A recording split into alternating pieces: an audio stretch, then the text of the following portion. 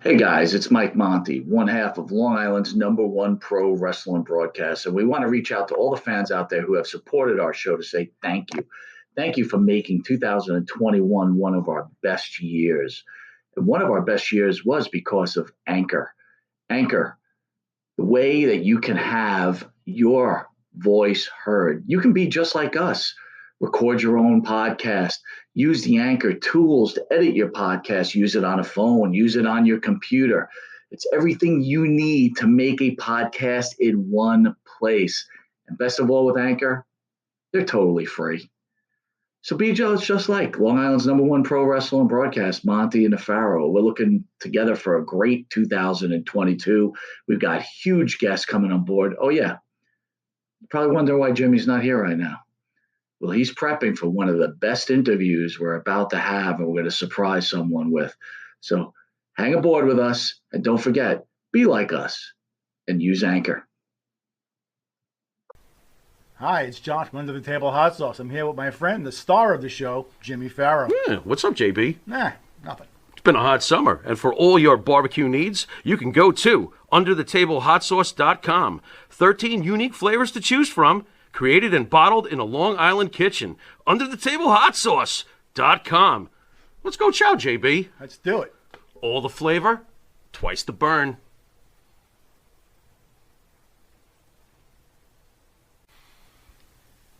The Monty and the Pharaoh Show is brought to you by... Because wine is your second favorite four-letter word. California wine, New York attitude. Good fucking wine. Yeah.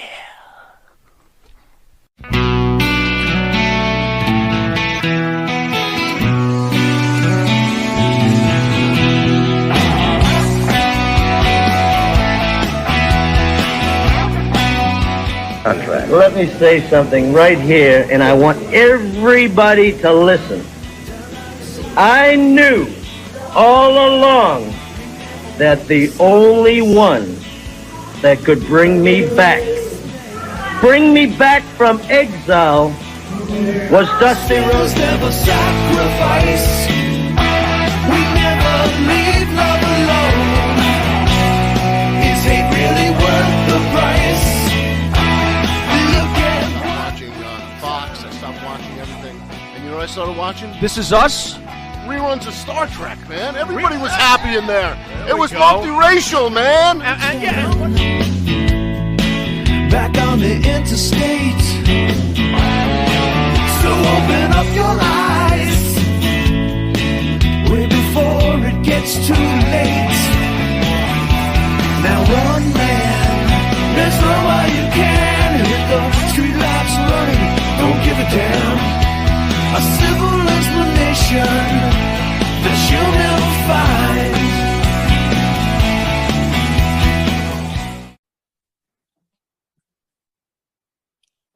Good evening there, ladies and gentlemen. I would like to present to you the numero uno first edition of In the Dungeon with AA, the reinforcer, Andrew Anderson, and the Taskmaster, Mr. Kevin Sullivan, is in the house. Gentlemen, much love. Great to see you guys. How are we feeling today?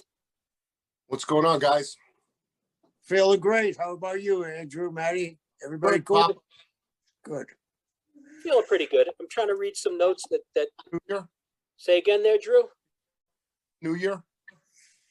I'm old. I was asleep before the ball dropped. I had my food, ate like a giant animal, and I was probably done by 10 after 11. So if we got, the world blew up at 12:01, I wouldn't have been any worse for the wear. That's well. Then Here we are in the dungeon. so The premiere episode.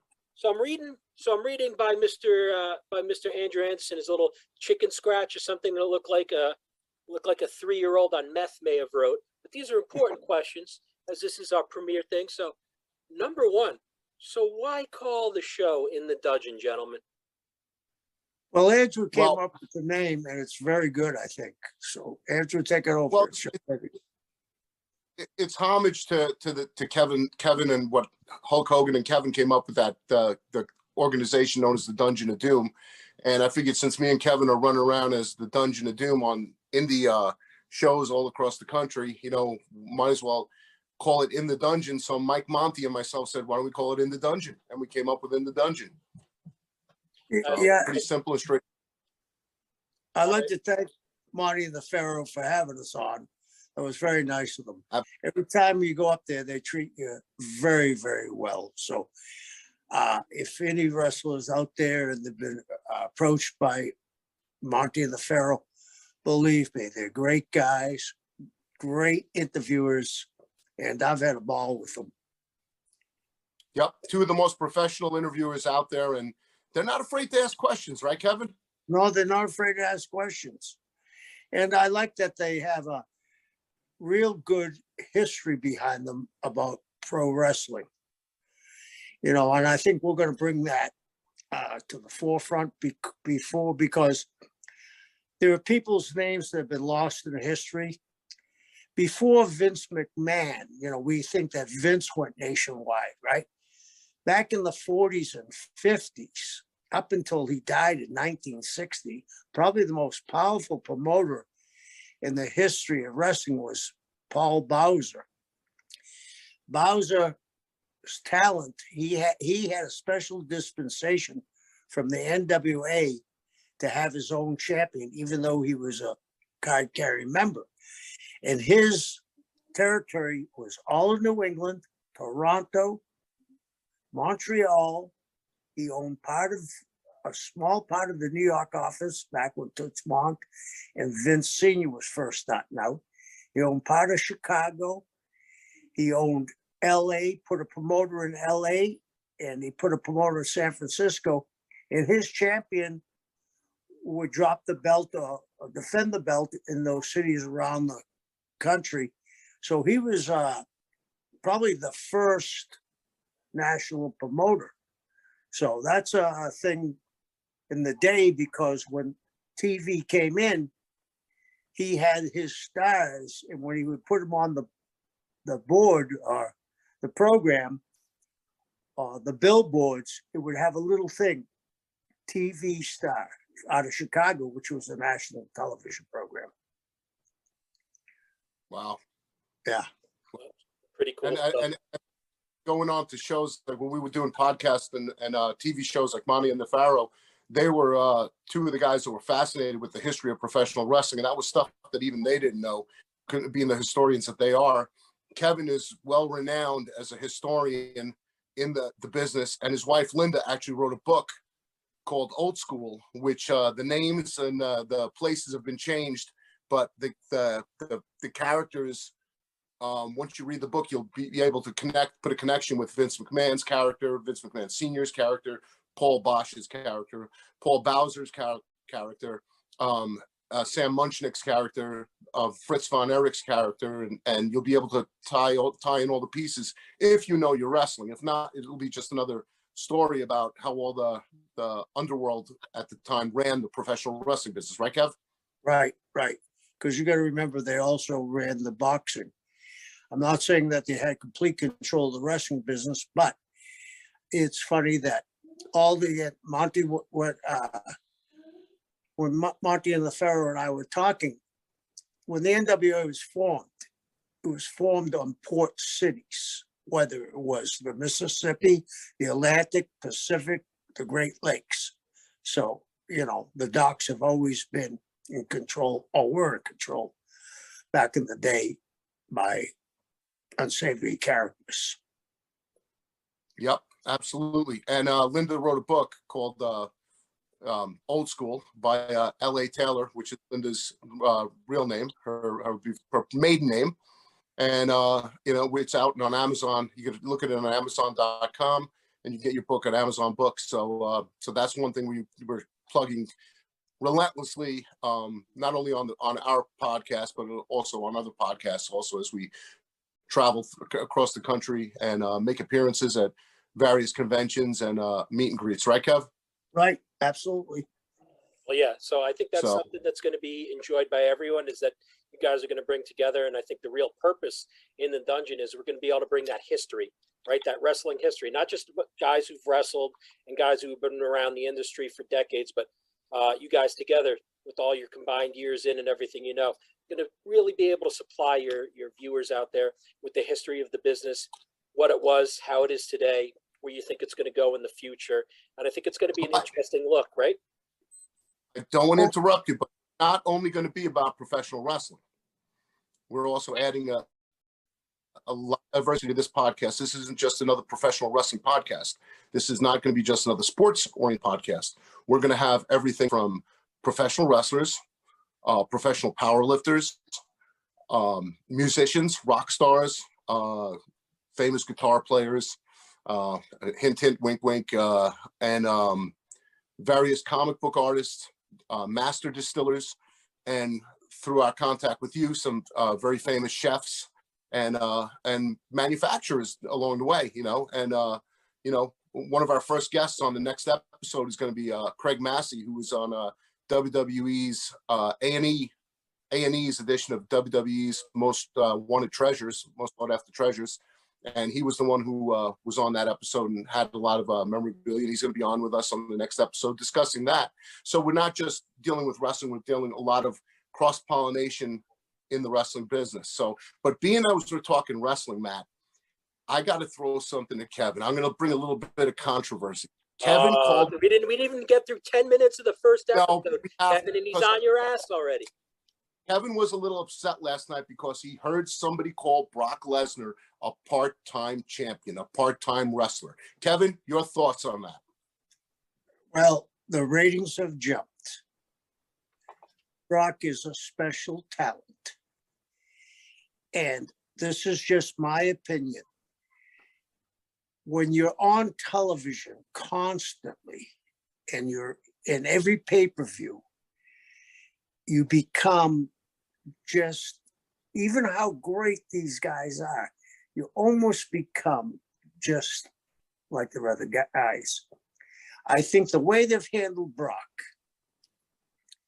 is that he's been able to stay on top, and I got to give him credit.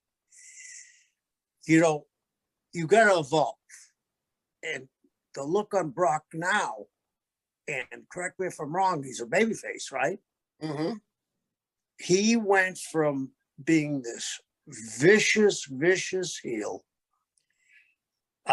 Mike Tyson-ish, to he's starting to become a beloved character, and he's starting to show more of his character on television. So, I mean, how can you knock a guy that comes in and the ratings go up immediately? You can't.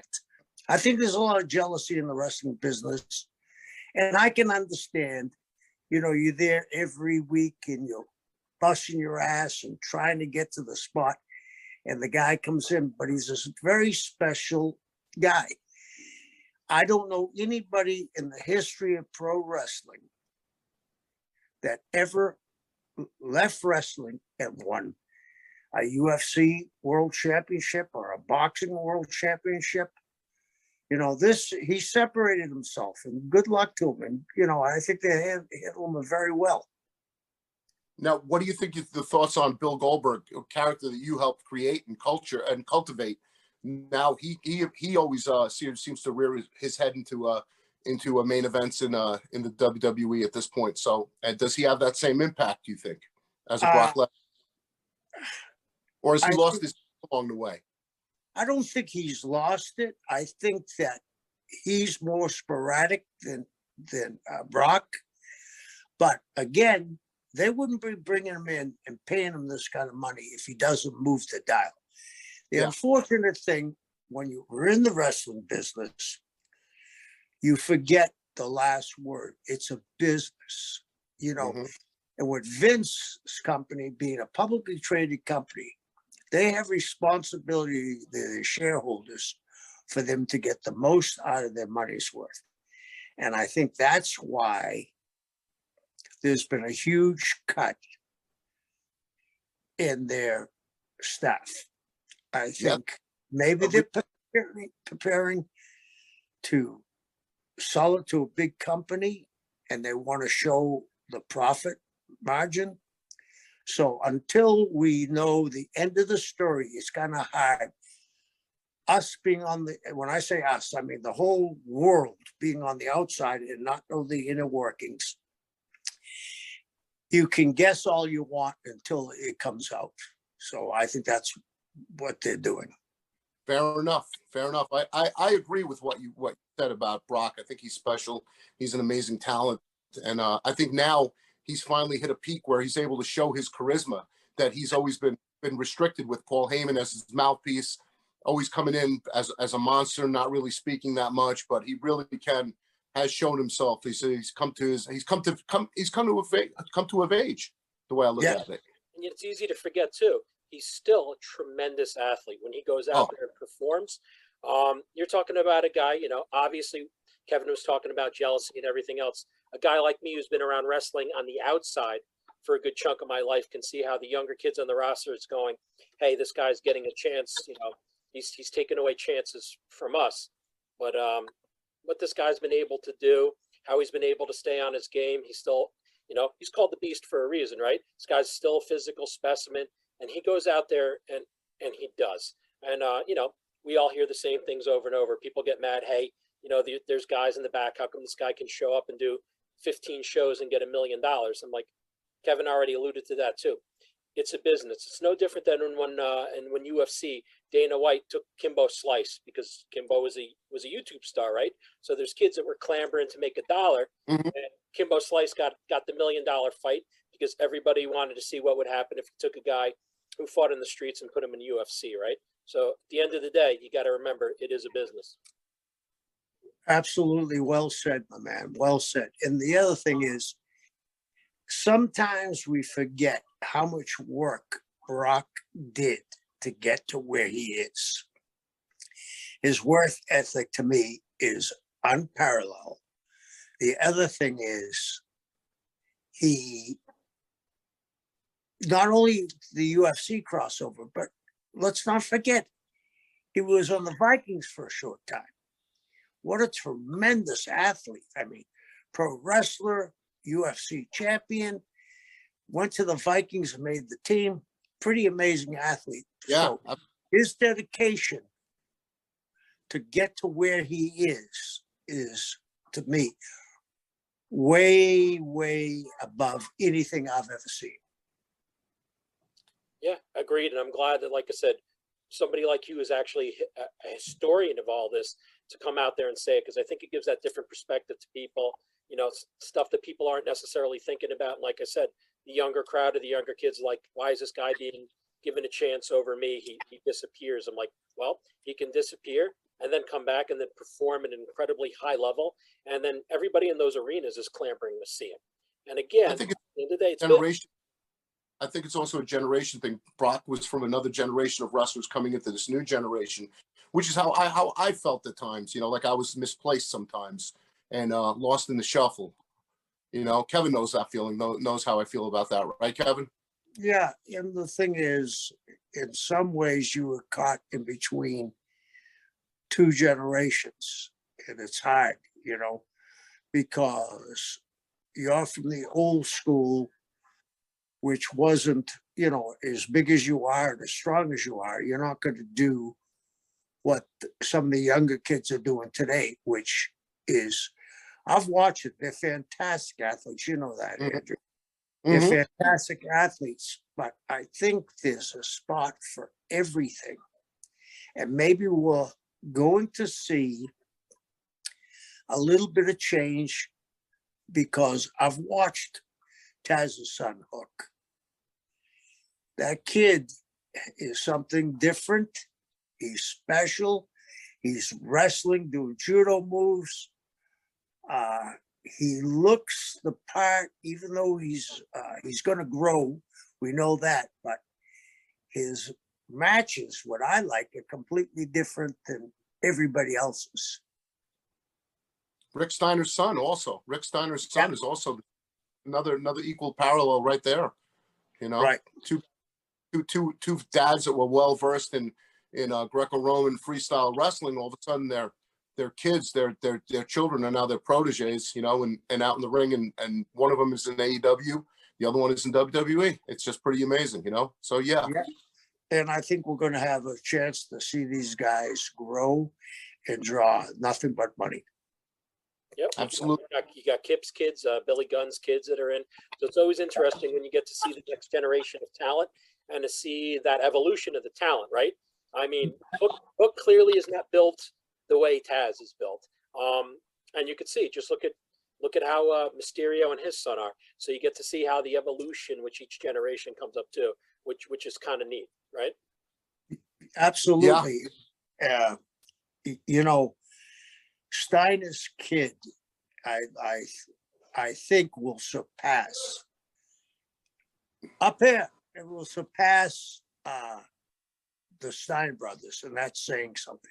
Because Rick, I saw a quote from him. He wants his kid to do that. He's behind him 1,000%, and he's got the capability because of his amateur background. He's a real great athlete.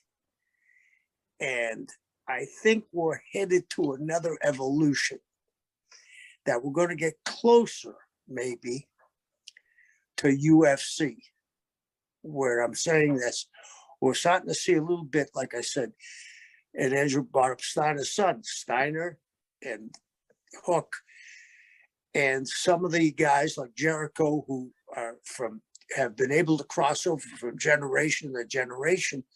They're a little bit more pound and ground. It's like watching a football game. All of a sudden now it looks like they're going back to a running back, not passing all the time.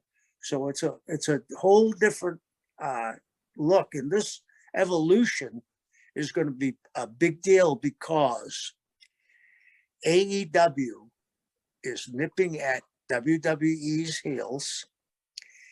And what have they been in business? 2 years? Yep. They've done an amazing job. And I hear people always saying, well, they're only getting this much amount of ratings. Let's not forget, they're on TBS and TNT, which covers most of the United States, all of it, I believe, if you have that package. So as they grow, I think, you know, MJF, he's a special talent too. One of the best mic skills I've ever heard. Ever. I've watched him. I watched the highlight. He's a young kid to be that kind of heel and to elicit that kind of response. That's special, you know. And you can elicit that kind of response out of the crowd at that age. Yeah, man. The kid can work, and the kid can do everything. He can do it all. In fact, I think he's a total pack. And hey, I'm asking this question to both of you guys. He gets to me. He pisses me off. He's terrific. Yeah. And I think he stays in his character. And he's very, very good. He's got that smirk. You know, sometimes we just take it for granted. Well, that guy should know how to do interviews. Andrew, you know this. When they stick a mic in front of you, it gets to be difficult. And as you're a young boy, it's very difficult. Yeah, this kid, like you said, is special. And like you said, he elicits feelings. Like Andrew and I live close enough to Long Island that I'm sure if we ever saw him, we'd probably want to knee him in the balls, you know? I'm just saying that, you know, that elicits a very particular kind of response, right? Yeah, my question is, didn't mean to cut you off, Andrew, but my question is, how long has he been wrestling? The second thing is, how long has he been able to do interviews in front of that kind of audience, that kind of pressure, and he pulls it off without a glitch, which I was watching their highlights, and him and Punk did that interview back and forth. The way he pauses, the smirk, the smile. I mean, the kid is, I think AEW has great. Yeah, AEW naturally out of him. The flow of it, and you know, everything in this world is about flow. In the ring, outside of the ring, when you're being interviewed, that kid has that flow, and you know what? That's something special to see. Calling and acting. I think he's got a future calling in Hollywood because I mean that kid did a lot of that on the fly, and that's just amazing. So I mean that's skill. That's natural skill. Agreed. I want to go back to which one of you mentioned Billy Gunn? I did. Okay. Does anybody in the wrestling business, maybe discounting Roman and maybe Brock, does anybody look better than Billy Gunn? Not at all. Not at all. And he's another Andrew, 58 years old. He's a huge fan. When you shake hands Yep. with him, it's like shaking hands with a catcher's mitt. What an athlete. What an athlete he is. I mean, the guys, Yep. we got a great group of second generation guys coming up. So it's going to be very interesting in the next 5 or 6 years to watch them mature. And I think because sometimes I wonder how much wrestling is on TV. I think that maybe the days of house shows are fading off. We'll have big pay-per-views, and maybe they'll go like the Harlem Globetrotters do, or the Escapades. They'll go have a spring tour across the country and maybe a summer tour. And they're going to do very well, I believe. I see a renaissance in the wrestling business. Agreed. Hey guys, It's been that way. I mean, we got to take a quick 30-second break so we can pay the bills and hear from our sponsors. And APB, American Protection Bureau, voted #1 best on Long Island for all your security needs. Call 631-390-9050. That's 631-390-9050. APB.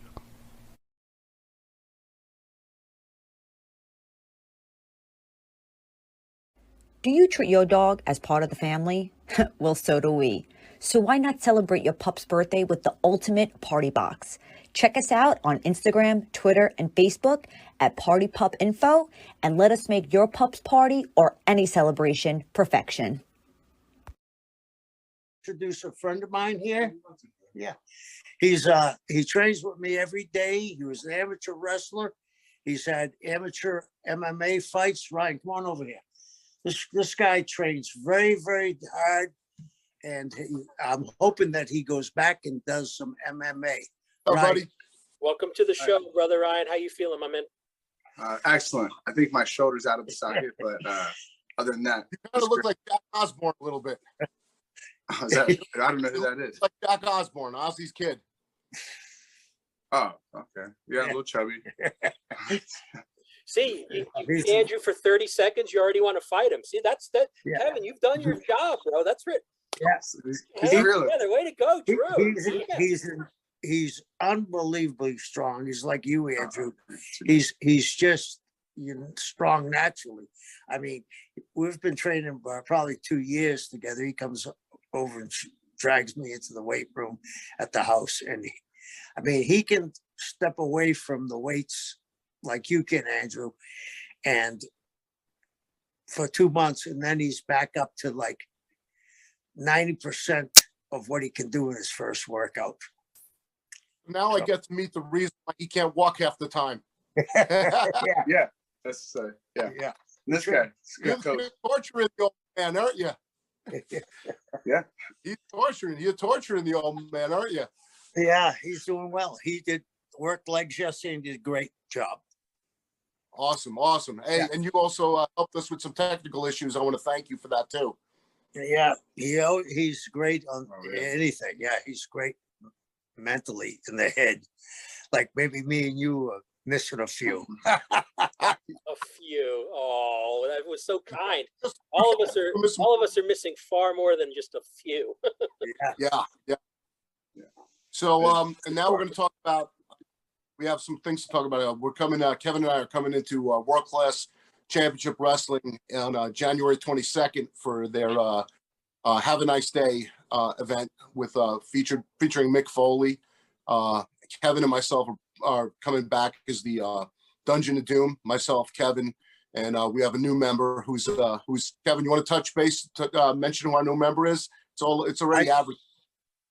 Okay, you talked to him because you talk about it because you know more about him, Andrew. Ivan Warsaw came into fruition with a big feud with Enzo in SWE Fury, and he really proved to everybody that he was really, really, really.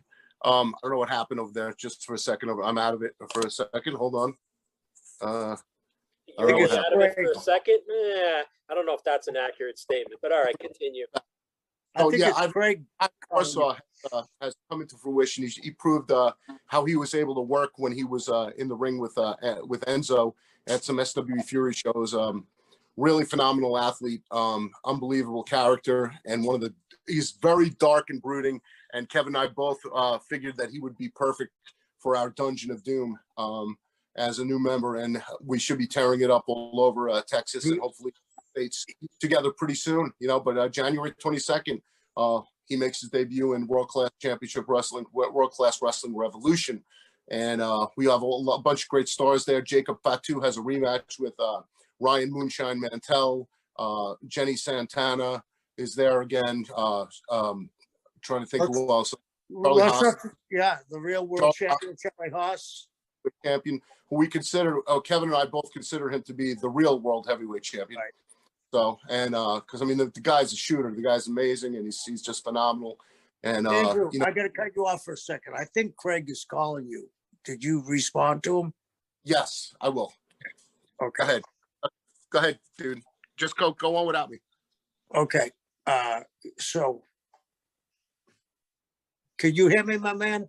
I can, brother. So I get while Drew is off in the netherworld, why don't you tell everybody out there how the unfortunate day is that you wound up teaming up with Drew and how you two guys know each other. I've known Drew when Drew was a young boy. You know about him bench pressing all that weight at the Meadowlands. What was it? 2 1/4, 72 times for our charity. I was interested in bringing Drew in, and he came into WCW for all the TVs, and unfortunate that I think he would have had a great position there, but WCW went under. And Drew is, when he puts his mind to it, he can do about anything. You know, the old story, you can't judge a book by its cover. Andrew has 2 degrees. He's a historian. He reads. He's a clever guy. And the unfortunate thing is, like I said before, he was caught between 2 generations. If he had come 10 years earlier, he would have fit in perfectly with the big bodies and the hard hitting that wrestling was and is coming back to. He would have fit in perfectly, but it's great to be around Drew. You know him, got great personality, makes you laugh all the time, and he's a special person. Truly is. So, Yeah. so Drew, we were talking about how you and Kevin know each other, and what he was saying, I don't even think you PayPal'd him any money, but everything that he said about you was actually very, very nice. So before you comment. I got a contact from the next episode's guest. So just now as it was going, because we're filming the double shot. But yeah, Kevin and I know each other for almost 30 years and 26 years. I know Kevin, 26 years actually. And he remembers when I was carrying Jimmy Snuka's bag when Metal Maniac and Jimmy discovered me. And, I tried to get a job working up, for WCW. I went to the power plant for a little bit, tried to get on, and my friend Chris Ford, Crowbar, was already on TV, and I was really trying to get on, and I was one of those guys that was really trying to do his part, but things happen. I was in the wrong place, the wrong time, So, but it was a great experience, and I wouldn't change a damn thing. No regrets, you know what I'm saying? And it's shit happens for a reason, And look, I'm here. We're having fun, and Kevin and I did some international tours together. We got another one coming up in the UK on February 17th for World Pro Wrestling, and Matt Jarrett's company, World Pro Wrestling, and got some great talent over there. 2 Cold Scorpio against Tajiri, and we have other talent on it like Hernandez, and God, that it just goes on. And I got a match there myself, and I can't wait to get on that show and be in the UK again. I haven't been in the UK in almost 15 years, and this is looking forward to going back to the land of the Queen. Go save the Queen. So, and another thing I wanted to also talk about, something that I didn't really get a chance to touch base on, that Kevin and I are also involved in. I'm bringing Kevin to get stem cells in February, injections into his. Kevin, you're getting him where? In your knee, your shoulder, your neck? My shoulders and neck, yeah. Yeah, so Kevin's going to get them in his shoulders and neck, and hoping that it would help regenerate some of the tissue that was torn up and the damage, reverse some of the damage that was done. We just had Gangrel there for Prodigy stem cells, and Jenny Santana was there in November, and myself, I shoulder have almost full range of motion again. I'm not going to be military pressing 225 pounds anymore, or dumbbells, 150-pound dumbbells, but I'm just happy to be pain free and being able to do what I got to do. And Gangrel just did his back and his knees. So hopefully we'll be able to help Kev out, right, Kev? And AJ Caprio and Dr. Angelo Caprio at Integrated Pain Management. I'm giving them a plug because they are some of the guys that help keep me around and keep me driving everybody crazy in the wrestling business and in the media and acting business, driving everybody nuts as only I can do. So we'll just smile and wave. Yes, we love you. Yes, smile and wave. We love you. So anyway, what else is going on as far as your world, Matty? What's going on with you? Well, obviously, since we've had this little thing going called COVID going on, it's been a strange world. So for much like you guys, for people that are usually on the road 100, 120 days plus a year to kind of have our wings clipped a little bit, things have been interesting. As a promotions guy, there's not a lot of big events or things to promote when it's highly frowned upon. So, much like you guys, we're doing stuff like we're doing today. I think the whole evolution of what we're doing today actually started with COVID. As you know, I have my bourbon blog show, which is up to its 100th episode now, and it's spawned from the inability to be with people in person. So the second best thing is to be doing it digitally the way we're doing today. And like I said, now you're co-hosting with the Reinforcer and Kevin Sullivan, the Taskmaster, in the Dungeon. Who would have thought? Exactly. And tomorrow evening, you and I have a date with Sanj Patel in Sanj's Smoke Shop, unveiling his newest stick. Yep. As a matter of fact, see that behind my head, kids? That's the new logo there. Yep. for SP 1014s, baby. Sanj Patel, if you're Jersey folk. So that's tomorrow. That'll be Friday the 7th at 4 p.m. to whenever. So yep. And Matty, I will be there if you want to come in, stop in, and say hello. Right? Yes, sir. Matty, I got a question for you. You've got 100 episodes you've done, right?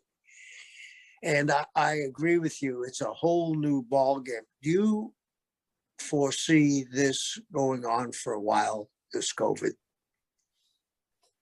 Yes. And I try to always keep politics out of everything I do, but it's kind of like reading 1984. So what we have is, look, is it real? Of course it's real. Have people gotten sick and died? Absolutely. It's very real. But what's happening now is we're kind of creating a culture of fear. And that culture of fear is overtaken common sense and sensibilities.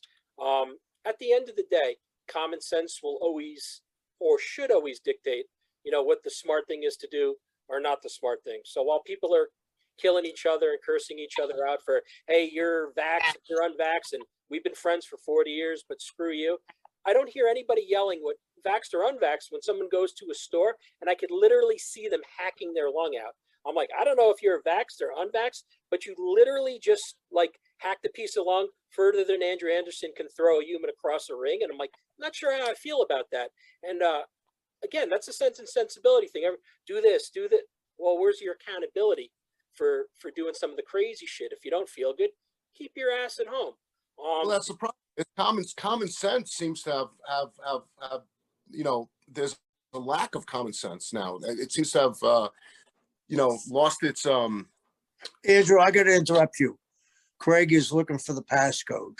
Okay, this part got to part out the common sense part. Hold on, let me get him the pass. Send it to him again. Okay. All right, we got to edit this part out. Hold on. Let me just get. Come on, Matty. Yes, sir. Matty. Ryan wants to tell a story. Come on. Absolutely, brother. You guys, I totally feel what you're saying, and this is about today. My wife and I are putting our house on the market coming up in the next few months, and our realtor made their first visit to our house today. And with respect to him, I followed his rules, but in my own house, I had to mask up and walk around my own house, breathing the same oxygen I've been breathing in and out for all week. But the lack of common sense there, just, I don't know, I feel you. It's astounding. So that's it. That's what I wanted to say. No, but it's the truth, man. Like I said, common sense is in the toilet. And fear, like I said. Tired of that same old breakfast, lunch, and dinner. Same old tasting scrambled eggs, burger, that dinner steak, ribs, or pork chops. Why not add a little bit of spice or just a touch of heat to make the difference? Change that scrambled egg with a little bit of Johnny Fabulous's John Cena Sr.'s $1 Million Jalapeno Hot Sauce. Great on burgers, steaks, chops, and those barbecued ribs. M&J Video Games and Collectibles. Sport and non-sport cards, wrestling items, autographed items. We buy, sell, and trade. M&J Video Games and Collectibles, located at 1049 Queen Street, Southington, Connecticut. Call us at 1-860-479-9223 or 860-93-GAMES. M&J Video Games and Collectibles. Getting back to what we said, you got 100 blogs out there. Do you think 5 years ago you would ever thought about podcasting? No, I always knew where it had its importance and how to reach people. And like I said, there's a platform for it. But after what happened and literally not being around to have contact with other people and this filling in for it, there's no world where I ever thought that this would happen. And again, it's something we very much took for granted because the last time this happened was 100 years ago during the Spanish flu. So nobody thought about this. This was everybody's worst nightmare. And part of the human condition is all of us want to be togetherness. Humans are social beings, right? So we had to go for the next best thing. And this is what we got. I got to inject something, Matty. I'm a huge baseball fan, okay, especially the Red Sox. Yeah, I didn't want to say anything. I'm a Yankee fan. You got the international choke sign, right? And why? Three games up, and you bring a Hall of Famer, the only guy elected unanimously. But you got thank goodness, because Big Papi's going to get in because of what he did for the Red Sox, 3 championships. I got 27 rings to help the boys shine. Right, kids. But what I was going to say was, I saw a thing that I couldn't believe. It was a picture of a 1918 game where the catcher, the batter, and the umpire had a mask on. So mascot knew, you know what I mean?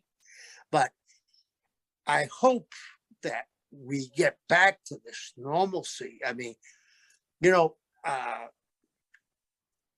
what I've said on that product. So. Yeah, and like I said, it's going to be common sense. And like I said, each generation is different. Luckily, this isn't World War II where you go like this. I have a sniffle. I'm out. I'm like, dude, it's a sniffle. Nope, I'm done. I got a sniffle. Right now, with this new Omicron variant, I think a lot of people are looking for a reason to stay home and looking for a reason to waiting online where they weren't with the initial thing, waiting online to get COVID tests, and people are just lines going around the block. There's a lack of surplus in COVID take-home tests, and everyone from physicians to those little. Andrew, I'm going to interrupt you. I'm going to interrupt you. You know what I find strange? You were talking about the COVID lines, right? Ryan lives up the street from me, right here on Columbia Beach Drive. We don't have any lines. You can walk into the Family Island Drug and get any kind of shot you want. It seems to me, well, we got very few people in this end of the island at this time of year, where our population probably triples in the summertime. Mm-hmm. But I find it strange, but that these people have as much as they need, but Seattle, major cities don't. LA, you know what I mean? It's crazy. It's crazy. Smaller suburbs, the lines going around. Every city MD, every little mom and pop vaccination center that they have, they're all lined up for COVID testing. Not for the shot, not for the vaccines, to get COVID tested. And most of the people who are getting sick are the ones that haven't been vaccinated. Yeah. So, well, I mean, there wasn't a big rush, a run on the bank to get a COVID vaccine, but you want to get COVID tested. You want to know if you have it or not, but you don't want to know if you're immune to it or not. But getting a vaccine, I mean, I'm not saying it gives you immunity, but at least it gives you a chance. It's a chance at survival. So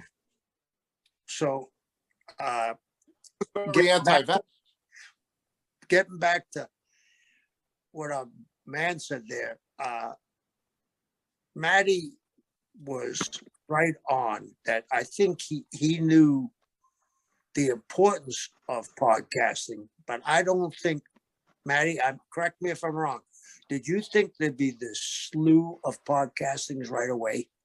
It seems like I go to YouTube and every day there's 2 or 3 other podcasting on, clips. I would never imagine it. Obi, how we put this louder?